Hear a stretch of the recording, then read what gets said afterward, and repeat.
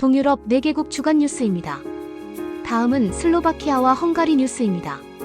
슬로바키아 뉴스. 슬로바키아의 소비자 물가 상승률이 8월 연간 기준으로 4.2%로 최근 4개월 만에 처음으로 하락 조짐을 보였습니다.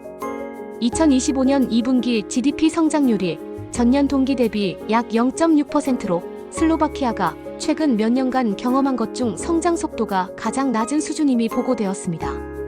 정부가 지난해 GDP 대비 약 5.3% 수준이었던 재정 적자를 줄이기 위한 긴축 조치를 추진 중임이 알려졌습니다.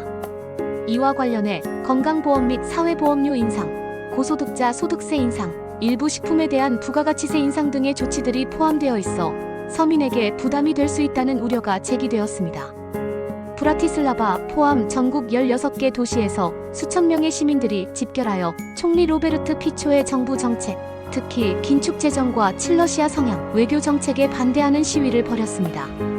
이에 대해 피초 총리가 최근 중국 방문 중 블라디미르 푸틴 러시아 대통령을 만난 것, 그리고 제2차 세계대전 종전 기념식 등의 행사에 유일한 EU 지도자로 참석한 것이 시위의 불씨가 되었다는 분석이 있습니다. 특히 젊은 층, 학생 등이 목소리를 내고 있습니다. 헝가리 뉴스. 유럽연합 집행위원회가 헝가리에 대해 이전에 동결되었던 약 5억 5천만 유로의 EU 보조금을 해제할 계획임을 발표했습니다. 이는 헝가리가 러시아 에너지 수입 관련세 제재안에 동의하는 대가로 제시된 조치입니다.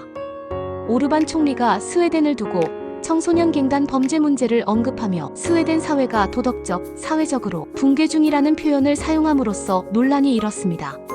스웨덴 수상이 이를 터무니없는 주장이라고 반박했습니다. 헝가리가 미국의 비자 면제 프로그램에 복귀하였습니다. 헝가리 정부는 국내 유제품 기업인 알폴디 테이프의 외국인 인수를 금지했습니다. 정부는 이를 공급망 안정과 국가 이익을 보호하기 위한 조치라고 설명하였습니다.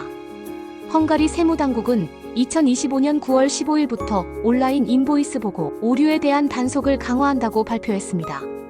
이는 세금 투명성을 높이고 세수 누수를 방지하기 위한 조치로 기업들의 세무관리에 대한 부담이 증가할 것으로 예상됩니다.